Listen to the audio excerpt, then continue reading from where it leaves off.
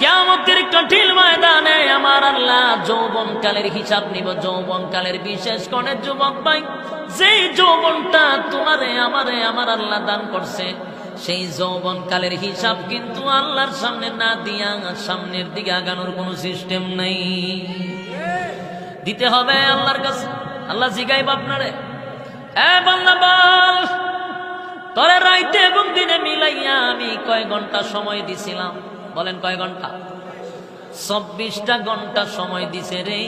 বলুন না এখানে বুকে হাত দিয়া 24 ঘন্টার ভিতরে আমার মালিক রে কয় ঘন্টা দিছি? 1 ঘন্টা দিছে কেউ? 24 ঘন্টার ভিতরে 1 ঘন্টা সময় আমার মালিকের জন্য বরাদ্দ রাখে না। গোটা 24টা ঘন্টায় দুনিয়া দুনিয়া। যদি বলে আসেন না ভাই নামাজে যাই, উত্তর দে হুজুর সমনা। আসেন না ওয়াজ মাহফিলে যাই, সমনায় আমি ব্যস্ত।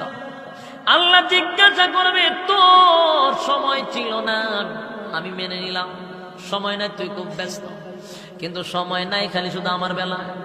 এরে বান্দা তোর ফেসবুকে সময় ছিল, বান্দা তোর ব্যবসা বাণিজ্য সময় ছিল, স্ত্রী পুত্রকে দেওয়ার সময় দেওয়ার অনেক সুযোগ ছিল, তোর আড্ডা মারার সময় ছিল, তোর বিপিএল আইপিএল খেলা দেখার সময় ছিল, এরে বান্দা জি বাংলা স্টার জলসার সময় ছিল। সব সেক্টরে তোর সময় আছে, সময় নাই শুধু আমি আল্লাহর বেলা। আল্লাহ ডাক দিয়ে বলে কত সময় দিয়েছিলাম আমি, সময়ের মালিক আমি আল্লাহ, কিন্তু তুই আমারে দিলি না। বান্দারে আমার সময় দিলি না, সময় দিলি দুনিয়ার সব সেক্টরে। তুই যদি 24টা ঘন্টার ভিতরে 1টা ঘন্টা সময় আমি আল্লাহর জন্য বরাদ্দ রাখতি, আমি আল্লাহর 23 ঘন্টার প্রয়োজন নাই। 1টা ঘন্টা আমারে 5টা ওয়াক্তে 1 ঘন্টা সময় দে, আমি আল্লাহ তোরে চিরস্থায়ী জান্নাতটা তোর নামে লিখে দিলাম। কিন্তু আমরা 1টা ঘন্টাও মালিকরে দেই না। যৌবনকাল কিন্তু একরকম থাকে না। নদীর জোয়ারও আছে, নদীর বাটাও আছে, কথা কয় না? এইখানে যারা মুরব্বী আছে, দাড়ি যাদের সাদা হয়ে গেছে রে, জিজ্ঞাসা করো তোমার মতো যৌবন তাদেরও ছিল, তাদের দাড়ি সাদা হয়ে গেছে। তোমার যৌবন এখন শুরু হয়েছে, এমন একটা সময় আসবে তোমার দাড়িগুলা সাদা হবে, দাঁত গুলা লড়াচড়া করবে, চোখের জ্যোতি কমে যাবে, তারপরে চামড়াগুলি ডিল হবে, চেহারার গ্লেজ নষ্ট হয়ে যাবে। সেদিন তুমি আফসোস করবা, হায় আফসোস, যৌবনকালে আগাম কোকামের সেঞ্চুরি করেছিলাম, কিন্তু আজকে তো যৌবন আমার কাছে রইল না। যৌবন থাকবো? যৌবনকাল সব সময় থাকবে না। যখন আমরা বার্ধক্যে পৌঁছে যাই তখন আর কিচ্ছুই আকাম কুকাম আমার দ্বারা করা সম্ভব হয় না। তখন বেচারায় গিয়া টুপি মাথা দিয়ে আস্তে আস্তে দাঁড়িয়ে রাখে, পাঞ্জাবি গায়ে দিয়া তসবি একটা লইয়া মসজিদের মধ্যে বসে, ওই যা সুবহানাল্লাহ ঠেলার শুনে মুয়াজ্জিন আর ইমাম ঠিক থাকতে পারে না। যতটা ইমাম মুয়াজ্জিনটা জ্বালায় বুঝবে না আর জীবন আকাম কুকাম করছে। বৃদ্ধ খালাইয়া মসজিদ আর ইমামের পিছনে আর মুয়াজ্জিনের পিছনে ঠেলা ঠেলি শুরু করছে। কয়টার সময় আজান দিছ তুমি মসজিদ না, এতে কি ব্যবহার করে ইমাম সাহেব?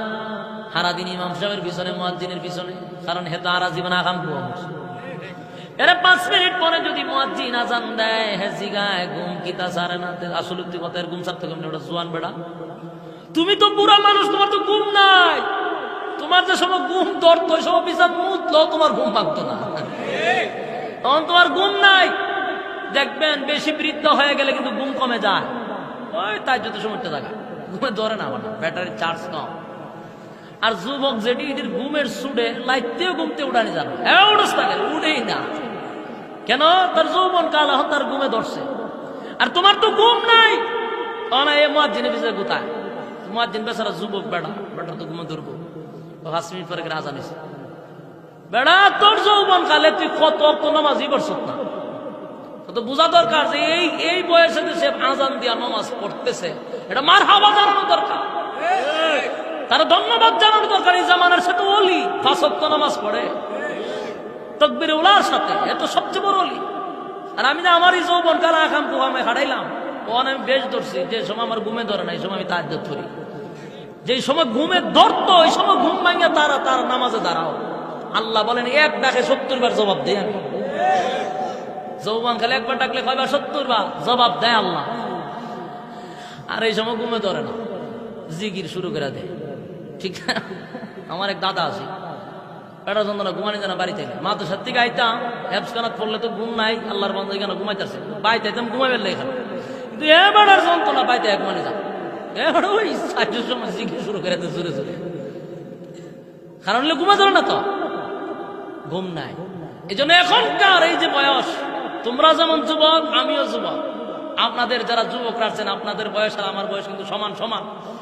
এই যৌবন কালটা যদি আমরা আল্লাহর দিয়া দিই, আল্লাহ বলেন এই সময়টা যদি তুই আমার দেশ, আর বৃদ্ধকালে যদি তুই নামাজ নাও পড়তে পারো বার্ধক্যের কারণে, রোজাও যদি না রাখতে পারেন, আল্লাহর ইবাদত বন্দেগী যদি নিয়মিত নাও করতে পারেন, আল্লাহ ভাই পেনশন রিটার্ডে আসলে যেমন সরকারে বসায় বসায় খাওয়ায়, আমি আল্লাহ তুই নামাজ না পড়লেও তোর আমল নামার মধ্যে নামাজ লেখায় দিব। সুবহানাল্লাহ, কথা বুঝতেছেন?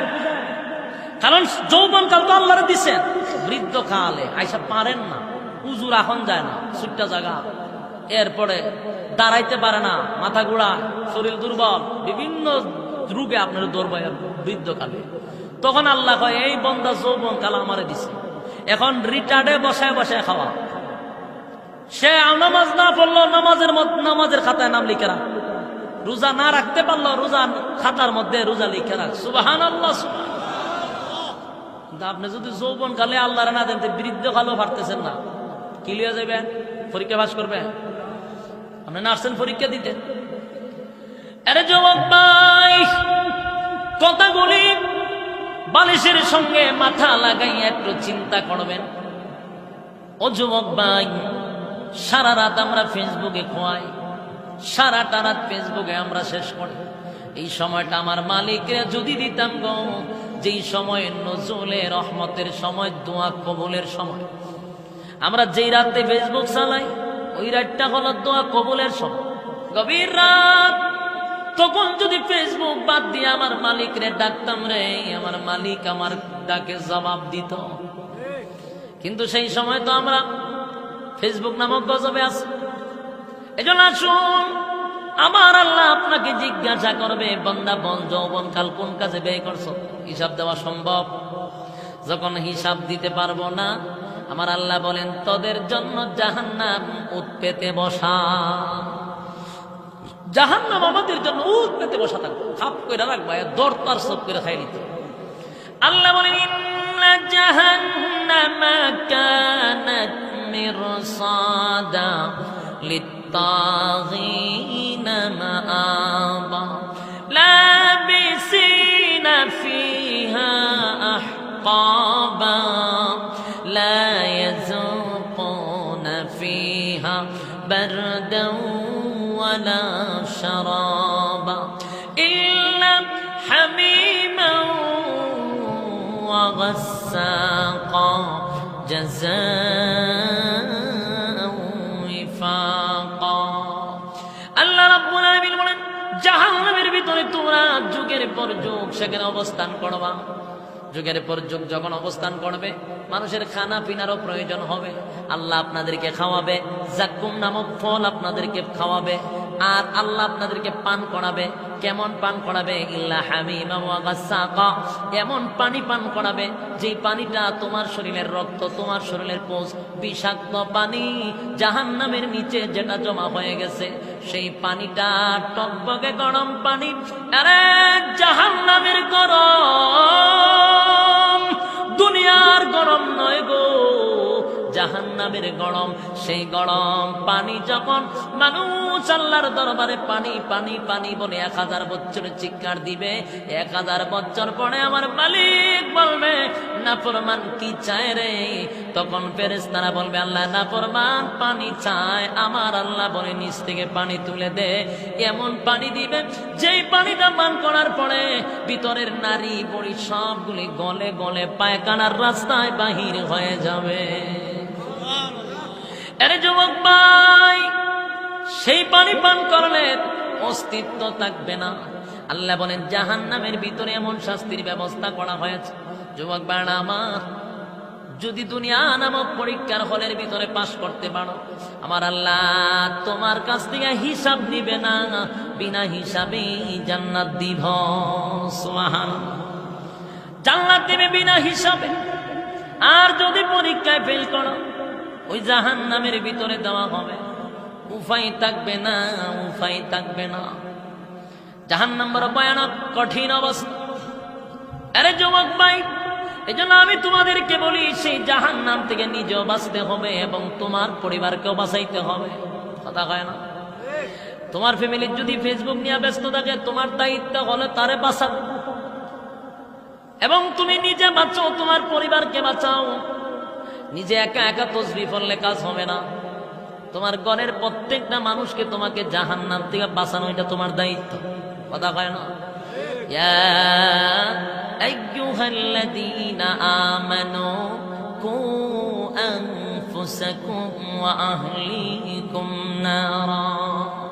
আরে যুবক ভাই, নিজের জাহান্নামের আগুন থেকে বাঁচতে হবে, পরিবার পরিজনকে নিয়ে জাহান্নামের আগুন থেকে বাঁচতে হবে। এই জন্য পরিবার, তোমার মা, তোমার বাবা, তোমার দাদা, তোমার দাদি, তোমার আয়ত্তের ভিতরে যারা আছে, যাদেরকে তুমি খাওয়াও, তুমি পড়াও, ঠিক তোমার দায়িত্ব হলো তোমার পরিবার, তোমার আহালকে জাহান্নাম থেকে বাঁচানো। এই জন্য আসুন, একটা দল হিসাব নেওয়ার পরে তাদেরকে জাহান্নামে দেওয়া হবে, আরেকটা দল বিনা হিসাবেই তো জান্নাতে চলে যাবে। আল্লাহ রাব্বুল আলামিন বলেন, যারা জান্নাতে যাবে রে, যখন তাদের হাতে আমলনামা দেওয়া হবে, ডান হাতে আমলনামা পাইয়া বন্দা খালি লাফাইবো আর খুশিতে নাচতে থাকবো। কি আনন্দ! তাকায়া দেখো না, আমি ডান হাতে আমলনামা পেয়েছি। ডান হাতে আমলনামা পাওয়া মানেই হলো জান্নাত পাওয়া। সেদিন তার খুশিতে নিজেই নাচতে থাকবে। আরে যুবক ভাই, জান্নাতীরা আনন্দে জান্নাতের ভিতরে যখন প্রবেশ করবে, জান্নাতের ভিতরে যখন যাবে, আমার আল্লাহ বলবেন, জান্নাতীরা রে একটু দাঁড়া, জান্নাতে ঢোকার আগে আমি তোদেরকে আরো কিছু স্পেশাল নিয়ামত দান করব। জান্নাতের ভিতরে ঢুকলে এক নাম্বার কোনো বাহির হবেন না। সুবহানাল্লাহ। যেমন এক জাহান্নামীকে আমার আল্লাহ জান্নাত থেকে উঠাইয়া উপরে রেখে দিয়েছিল। এবার কানতে কানতে কানতে বান্দা বস্তি, আল্লাহ জিগা কান্দস কা, জাহান্নামের ভিতরে কান্দস, আমি আল্লাহ জাহান্নামের উপরে তুলছি, তখন কান্দস কেড়ে? আল্লাহ আমি বহু দূর থেকে একটা গেট দেখতেছি, বড় সুন্দর, এটা মনে হয় গো তোমার জান্নাতের গেট, একটু যদি কাছে নিয়ে দিতাম, আমি ভিতরে যাব না, শুধু দেখবো, এখানেই আমি সন্তুষ্ট থাকবো। আল্লাহ সেখানে দাঁড় করাইয়া দিল। এখন জান্নাতের গেট দেখে জান্নাতের গ্রান তার নাকের ভিতরে আসে, আনন্দে এবার মনে মনে বড় কষ্ট, কানতে লাগলো। কানতে কানতে এবার আমার আল্লাহ ডাক দিয়া বলেন, বান্দারে এখন আবার কান্দস কাম? আল্লাহ কান্দি, এই জান্নাতের ভিতরে ঢুকা তো আমার কপালে নাই। আল্লাহ যদি আমার গেটের ভিতরে একটু ঢুকাইতাম, আমি শুধু একটু দেখতাম, তোমার কোন জান্নাতের ফলে হাত দিব না, কোন জিনিসপত্রে হাত দিব না, খালি দেখবো। আল্লাহর তো মায়া দয়া বেশি, বান্দা আর কিছু চাইবি না, বলে না। এবার ফেরেশতাদেরকে দিয়া গেটের ভিতরে ঢুকাইয়া দিল। গেটের ভিতরে ঢুইকা দেইকা তো পাগল হয়ে গেছে, আবার কান্দা শুরু করছে। আল্লাহ ভাই কান্দস কেন? আল্লাহ কান্দি, তোমার মায়া দয়া বেশি, আমার জাহান্নাম থেকে উঠাইছো, এরপরে চাইছি কাছে আনার জন্য, কাছে আনছো, গেটের ভিতরে ঢুকাইছো। এখন আমি চিন্তায় পড়ে গেছি, এই গেটের ভিতরে যে আমি ঢুকছি, আবার যদি তুমি আমাকে বাহির করে দাও, এই টেনশনে আমি কান্দি গো। আমারে যদি গেটের ভিতরে আবার কেউ বাহির করে দেয়। আল্লাহ বলে, বান্দারে এই গেটের ভিতরে ঢুকলে আর কাউকে আমি আল্লাহ বাহির করে দেই না, এটা সিস্টেম না। সুবহানাল্লাহ। ফেরেশতারা জান্নাতীদেরকে সালাম দিবেন, তা আল্লাহ রাব্বুল আলামিন বলেন, সালামুন আলাইকুম তিবতুম ফাদখুলুহা খালিদিন।